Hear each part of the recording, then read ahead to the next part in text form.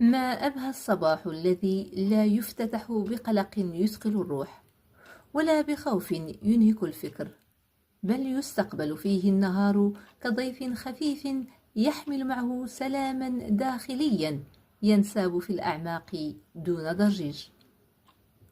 أن يكون المرء آمنا في دربه، لا يترقب خطرا ولا يرتجف من غد مجهول، فذلك وحده نعمة من نعم الكثيرة التي لا تعد ولا تحصى.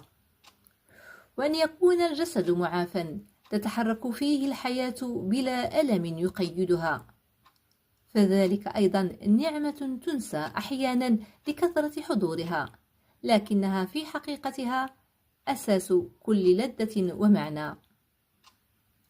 ثم يأتي القوت اليسير الذي يكفي يوما بيوم، لا يفيض حتى يطغى ولا ينقص حتى يقلق، بل يعلم القلب كيف يطمئن بالقليل، وكيف يرى في الكفاية ثراء لا يدركه المتكاثرون.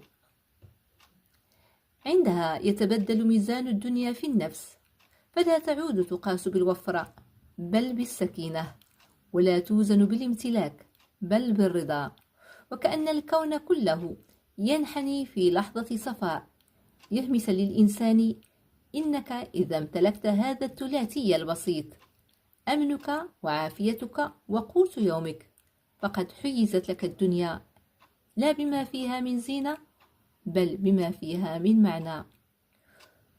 وصدق رسول الله صلى الله عليه وسلم حين قال: من أصبح منكم آمنا في سربه معافا في جسده عنده قوت يومه، فكأنما حيزت له الدنيا.